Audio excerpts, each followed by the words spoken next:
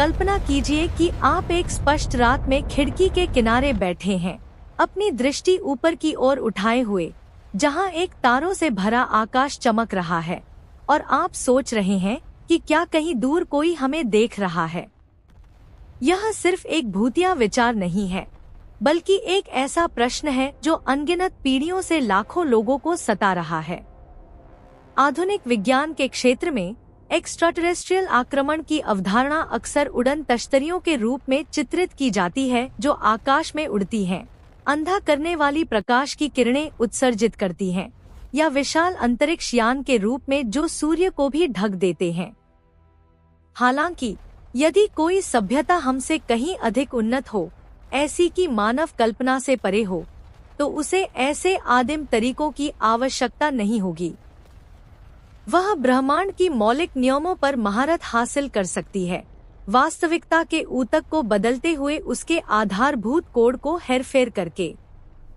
वैज्ञानिक ऐसी सर्वोच्चता वाली सभ्यताओं की कल्पना एक वर्गीकरण प्रणाली के माध्यम से करते हैं, जिसे कार्दाशेव स्केल के नाम से जाना जाता है। यह स्केल समाजों को उस ऊर्जा की मात्रा के आधार पर वर्गीकृत करती है जिसे वे उपयोग कर सकती हैं, हमें याद दिलाते हुए कि मानवता अभी भी एक शैशव अवस्था में है, जिसमें अनगिनत चुनौतियां और कंटीली राहें आगे हैं। समय में पीछे लौटें 1964 तक। मॉस्को में सोवियत खगोल भौतिकीविद निकोलाई कार्दाशेव अपने प्रयोगशाला में बैठे थे, अनंत ब्रह्मांड की खोज के प्रति एक जलती हुई जुनून से प्रेरित। उन्होंने एक सरल लेकिन गहन प्रभावशाली विचार प्रस्तुत किया, सभ्यताओं को उनके द्वारा उपयोग की जाने वाली ऊर्जा की मात्रा के आधार पर वर्गीकृत करना।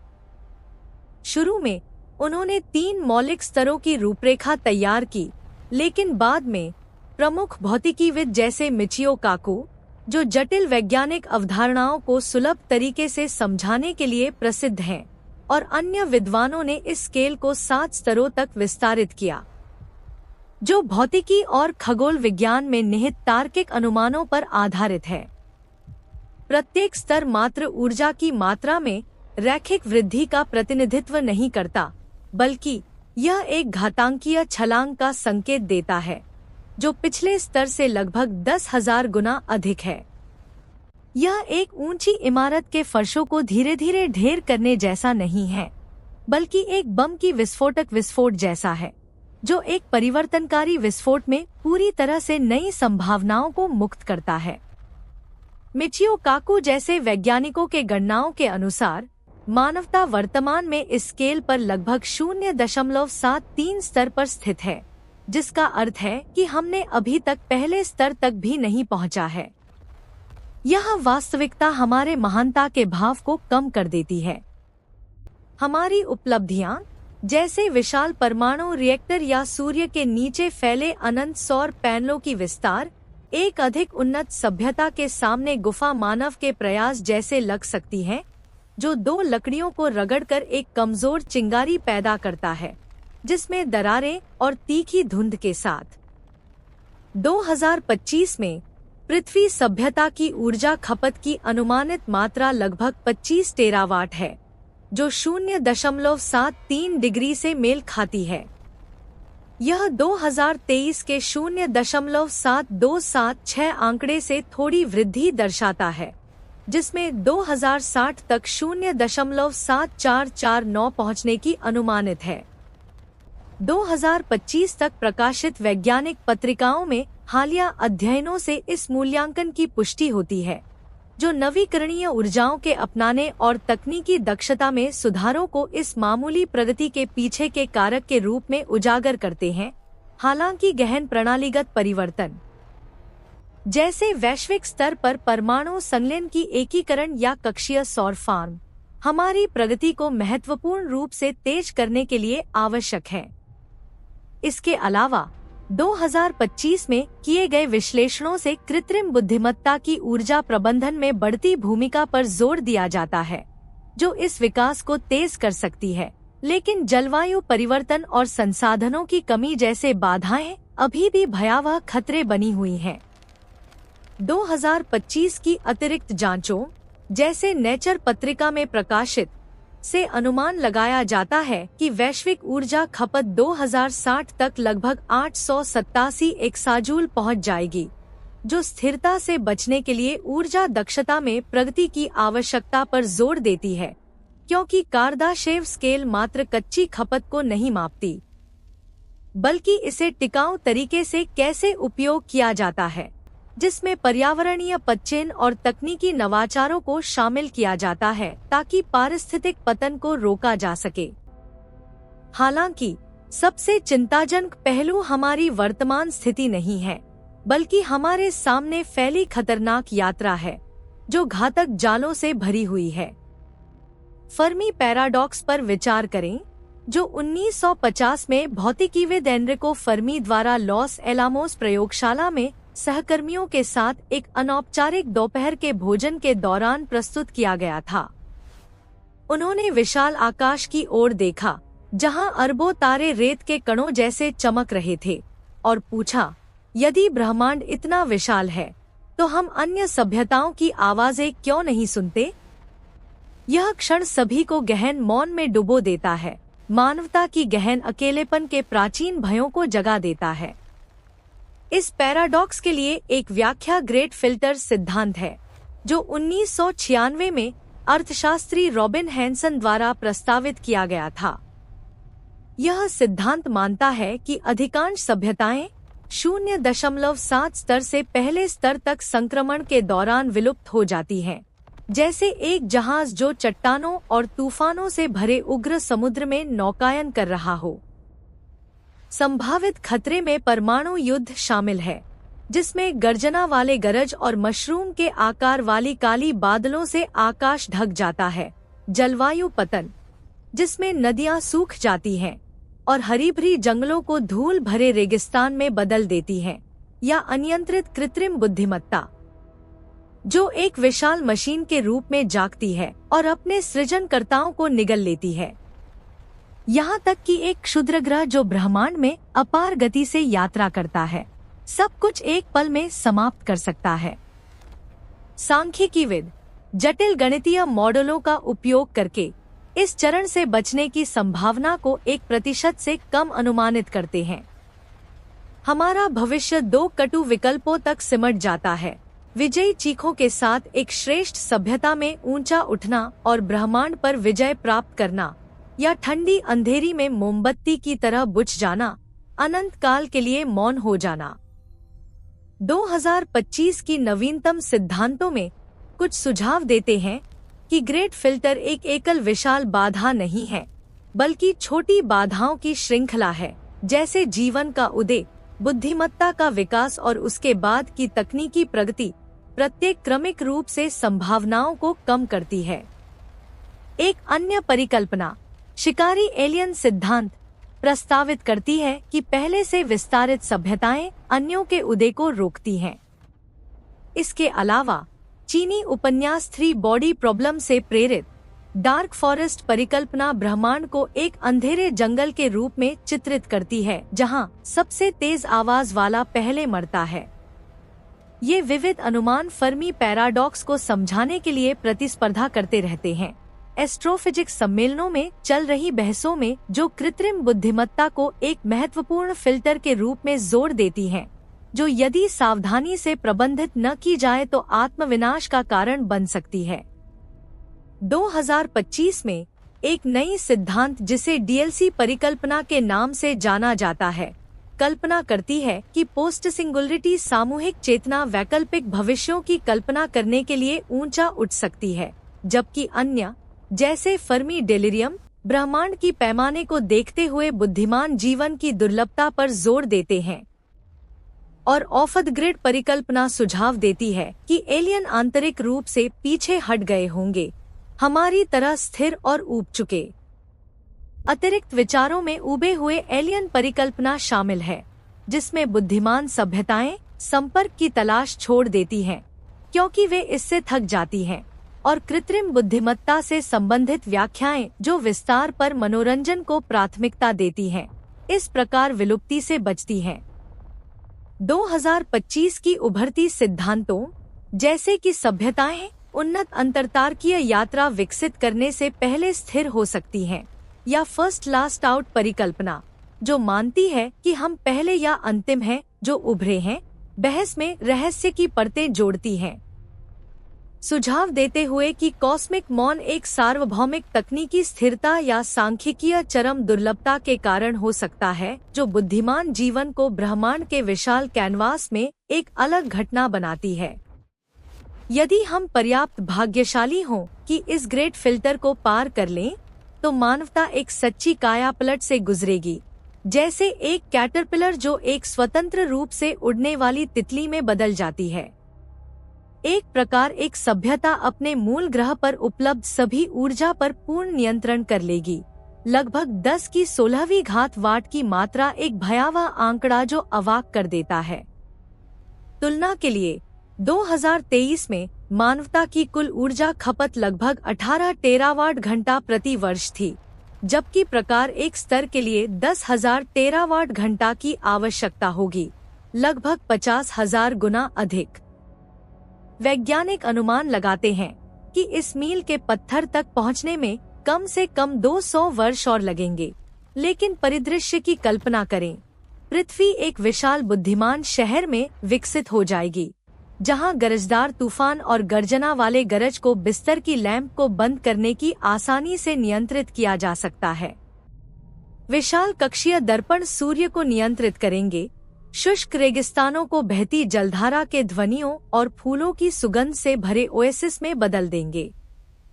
भूकंपों की भविष्यवाणी की जाएगी और उनकी दबावों को मुक्त किया जाएगा, स्वच्छ ऊर्जा में परिवर्तित होकर वैश्विक नेटवर्क में बहती हुई।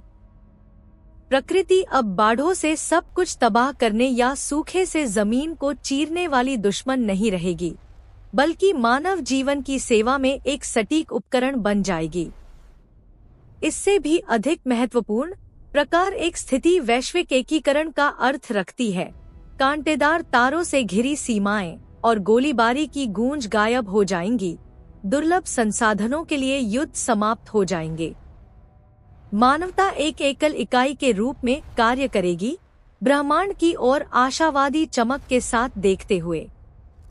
यह चंद्रमा पर स्थायी आधारों का निर्माण संभव बनाएगा, जहां गहन मौन में अपने हृदय की धड़कन का लय सुनाई देगा, या मंगल पर लाल धूल के घुमावदार चक्रवातों के बीच। स्पेस एलिवेटर सामान्य परिवहन साधन बन जाएंगे, हल्की हवा की तरह फुसफुसाते हुए यात्रियों को कक्षा में ले जाते हुए, और सप्ताहांत की छुट्टियां मंगल पर होंगी, कम गुरुत्वाकर्षण में ऊंची छलांगों के साथ हंसी की गूंज। हालांकि ये सभी चमत्कार ग्रेट फिल्टर से बचने पर निर्भर करते हैं, जो दिलों को लालसा और दृढ़ संकल्प से भर देते हैं। प्रकार एक सिर्फ शुरुआत है, जैसे एक बच्चे के पहले कदम। एक बार ग्रह पर महारत हासिल करने के बाद अगला प्रगति तारे पर महारत हासिल करना होगा। यह प्रकार 2 है। इसमें लगभग 10 की 26वीं घात वाट की आवश्यकता होगी। तारे द्वारा उत्सर्जित हर औंस ऊर्जा का उपयोग करते हुए लगभग 3.8 गुणा 10 की 26वीं घात वाट प्रति सेकंड। वर्तमान मानव आवश्यकताओं को पारंपरिक तरीकों से पूरा करने में 5 अरब वर्ष लगेंगे, लेकिन प्रकार 2 सभ्यता इसे हासिल कर सकती है।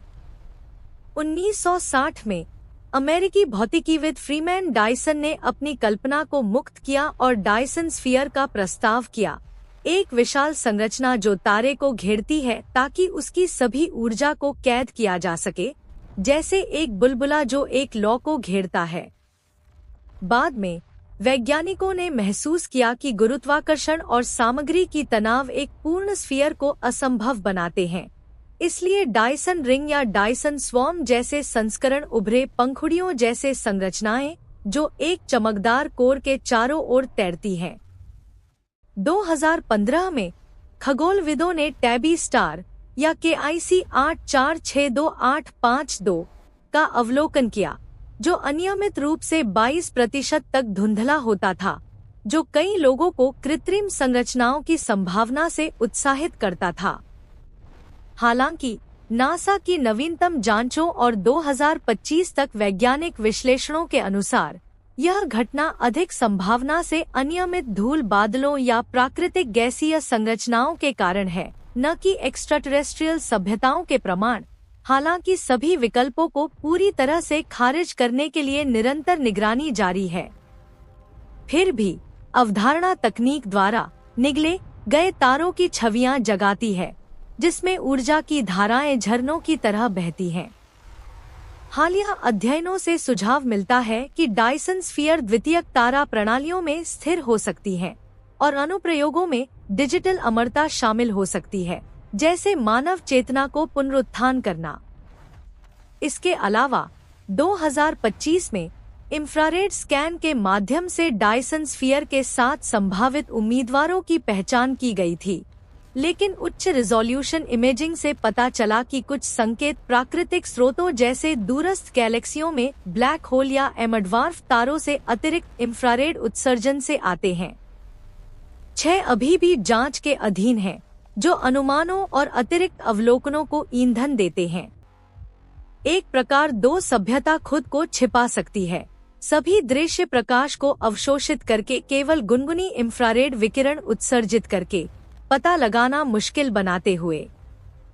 रात के आकाश में काले धब्बे दर्जनों ऐसी सभ्यताओं को छिपा सकते हैं, जो हमें चुपचाप देखती हैं, जबकि हम कोयला जलाते हैं, काली धुंध उत्सर्जित करते हैं और मशीनों से शोर पैदा करते हैं।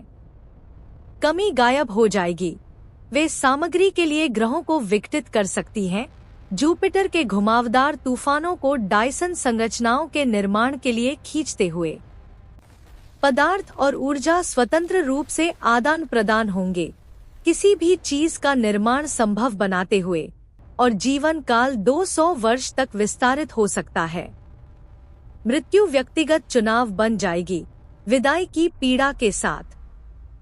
कार्दाशेव का मूल चरम प्रकार 3 वह सर्वोच्च सीमा का प्रतिनिधित्व करता है जिसकी मानवता कल्पना कर सकती है। ऐसी सभ्यताएं एक पूरी गैलेक्सी की ऊर्जा का उपयोग करेंगी। हमारी मिल्की वे में 200 से 400 अरब तारे हैं।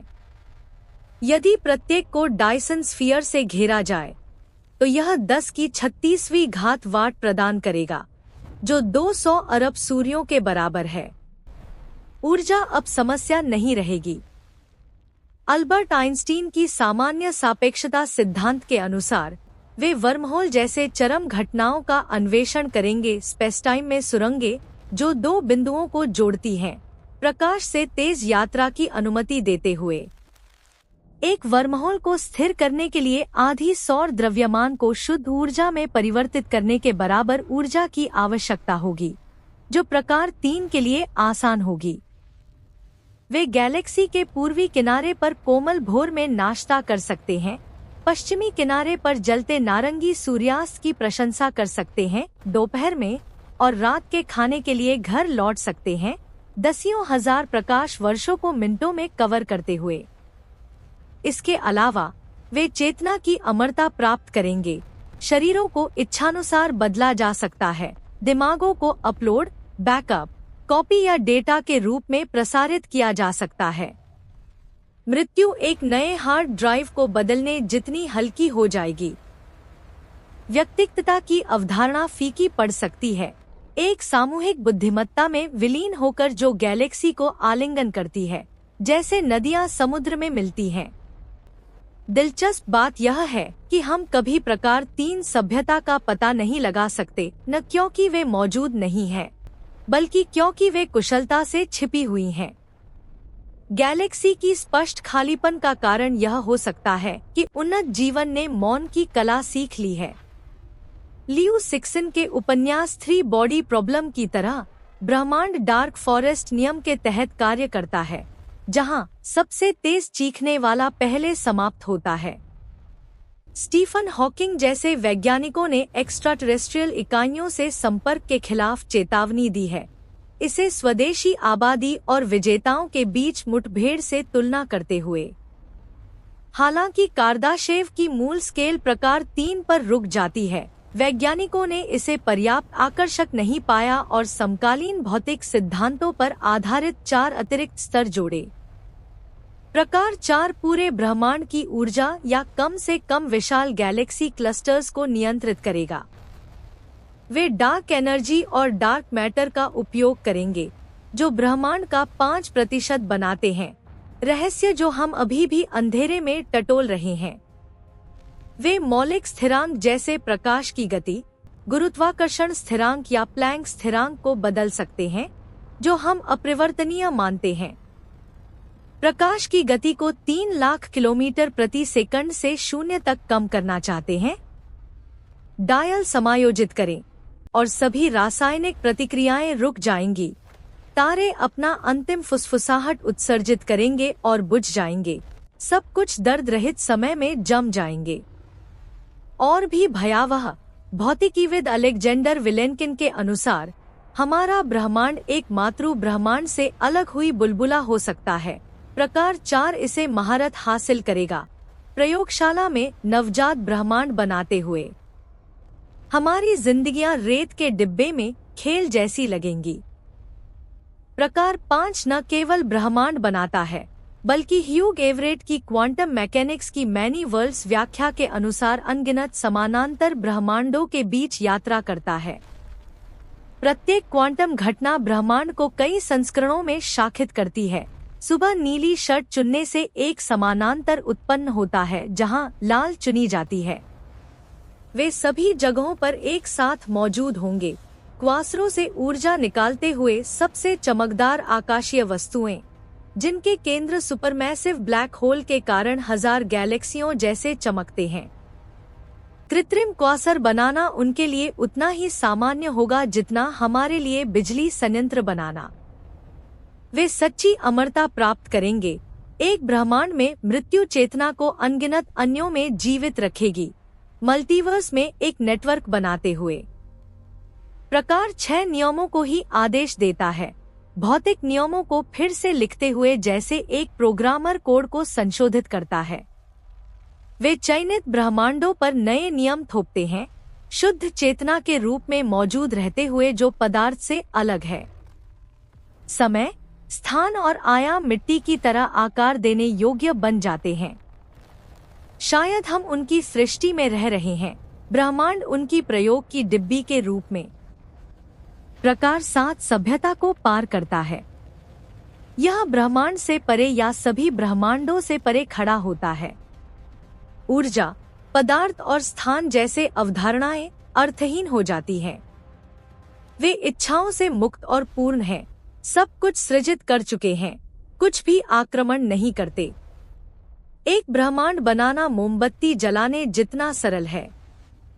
वे निरपेक्ष सृष्टि और अनंत चेतना प्राप्त करते हैं, सपनों में नई वास्तविकताओं को प्रकट करते हुए। 2003 में ऑक्सफोर्ड विश्वविद्यालय के दार्शनिक निक बोस्ट्रॉम ने सिमुलेशन परिकल्पना प्रस्तावित की। पर्याप्त उन्नत सभ्यताएं अपने कंप्यूटरों में ब्रह्मांडों का अनुकरण कर सकती हैं, जिससे हम एक ऐसी सिमुलेशन में रहने की उच्च संभावना रखते हैं। आधार वास्तविकता में होने की संभावना सिमुलेटेड में होने से बहुत कम है। आप जो शब्द पढ़ रहे हैं वे डेटा हो सकते हैं, आपकी खुशियां और दर्द सिर्फ कोड की निष्पादन। यदि मशीन बंद कर दी जाए तो 13.8 अरब वर्षों का इतिहास गायब हो जाएगा। अनगिनत जिंदगियां बिना विदाई के मिट जाएंगी। 2025 में बोस्ट्रॉम ने विषय पर अपने अक्सर पूछे जाने वाले प्रश्नों को अपडेट किया।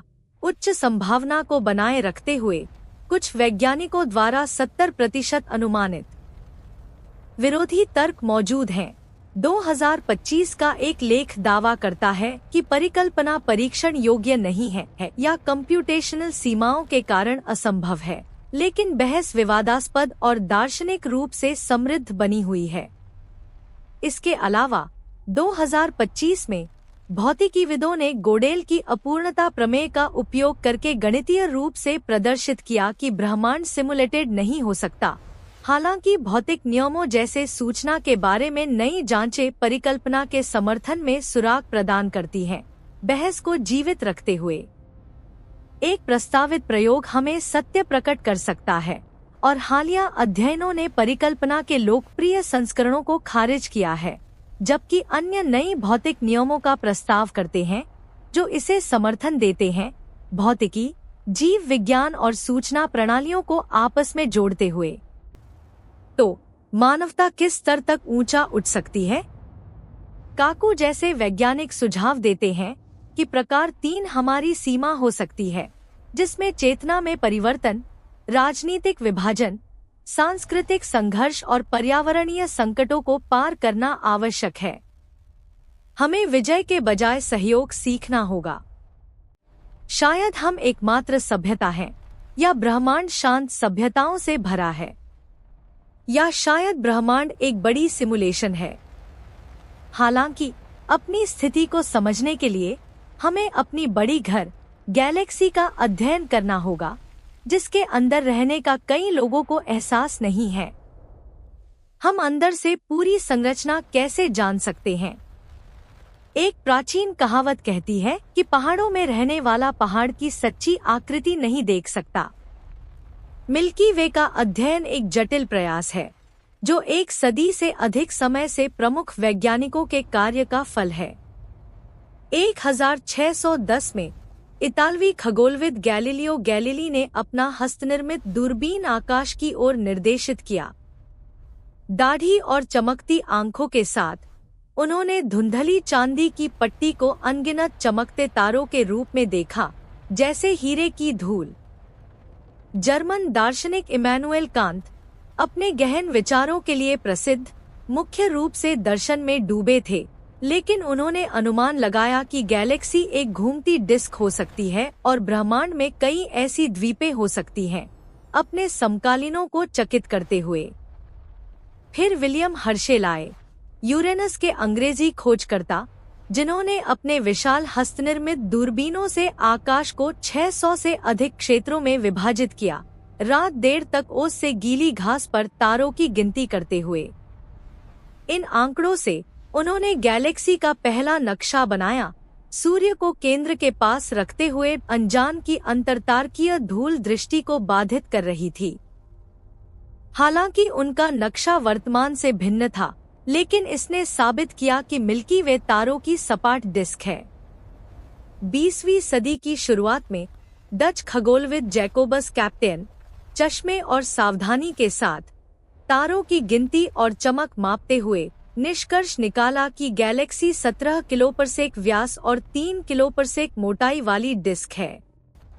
वास्तव में डार्क मैटर के प्रभाव और धूल भरी गैसें इसे छोटा दिखाती थी। कैप्टेन की मृत्यु के बाद उनके छात्र जॉन ओट ने जारी रखा, केंद्र से 30,000 प्रकाश वर्ष दूर सूर्य की स्थिति की खोज की और गैलेक्सी के चारों ओर 200 मिलियन वर्षों में कक्षा की एक समय पैमाने जो चक्कर आने वाला है।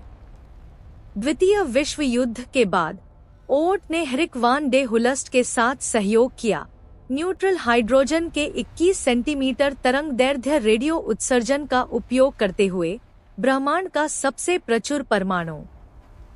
यह अंतरतारकीय बादलों में प्रवेश करता है जहां दृश्य प्रकाश नहीं कर सकता। 1952 में रोम में अंतर्राष्ट्रीय खगोलीय संघ की सम्मेलन में ओट ने गैलेक्सी की सर्पिल संरचना प्रस्तुत की, पर्सियस आर्म, ओरियन आर्म जहां सूर्य है, और सैजिटेरियस आर्म। वैज्ञानिकों की तालियों के बीच बुनियादी आकार स्थापित हो गया। 2000 के दशक ने अतिरिक्त खोजें लाईं।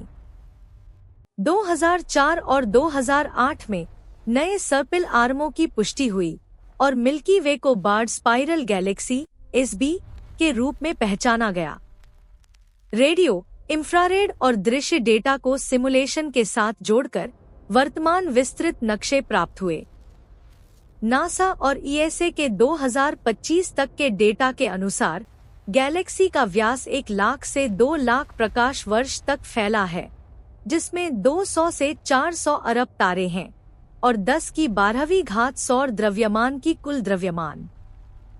केंद्र में 10,000 प्रकाश वर्ष चौड़ी मूंगफली आकार की क्षेत्र है, जिसमें 10 अरब पुराने तारे हैं। सर्पिल आर्म जैसे पर्सियस और नॉर्मा बाहर की ओर फैले हैं, बाहरी आर्मों के साथ। 2025 में वैज्ञानिकों ने फर्मी बबल्स की खोज की, विशाल संरचनाएं जो केंद्र से ऊपर उठती हैं, गैलेक्टिक प्लेन के दोनों ओर रेत घड़ी की तरह फैली हुई, संभवतः सुपरमैसिव ब्लैक होल या तारकीय विस्फोटों से उत्पन्न। इसके अलावा जेनेवा विश्वविद्यालय ने सबसे दूरस्थ जुड़वां गैलेक्सी की पहचान की, अरबों प्रकाश वर्ष दूर, संरचनात्मक तुलनाओं में मदद करते हुए। गाया दूरबीन ने 2025 में मिल्की वे का स्कैन पूरा किया, 1.8 अरब तारों का त्रिआयामी मानचित्रण।